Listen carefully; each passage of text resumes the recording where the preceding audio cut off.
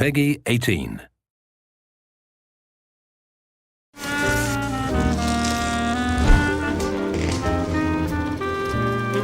We're going to put the story somewhere in the West. So, of course, Vegas. I mean, what is more iconic when you think of crazy things that you could do in the West?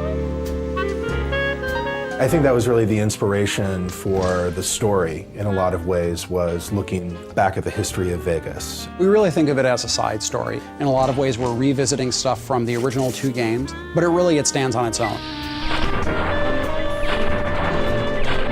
The first thing our creative lead and our project director did was they sat down and they sort of examined what sort of themes they wanted to explore in New Vegas. Every Fallout game pretty much starts with war never changes. And the idea behind that is really that humanity has this unending appetite for killing each other.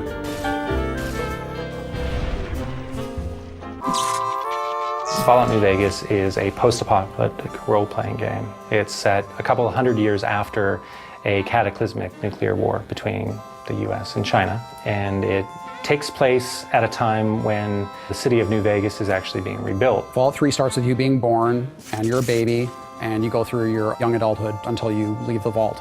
In New Vegas, we wanted to say you start the game in a very Vegas sort of cliche style almost. You are shot in the head and dropped in a shallow grave, so it starts with essentially your would-be death. After you're shot and left for dead in the grave, you know, you might have some desire to go see what the whole murdering business was about and why he wanted you dead in the first place. In the course of trying to resolve that one conflict, you get pulled into larger events. So in this case, you're trying to find the people that killed you and what they were trying to get from you. In this case, it was a package you were carrying.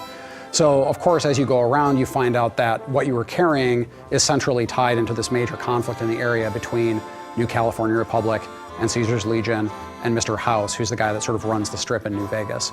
Player freedom is very important in the Fallout series, and when we allow the player to basically have a choice in what they do and how they do it, by leaving the plot open in a way that basically they're just learning what's going on in the world, it gives them a lot more freedom in how they want to learn that information.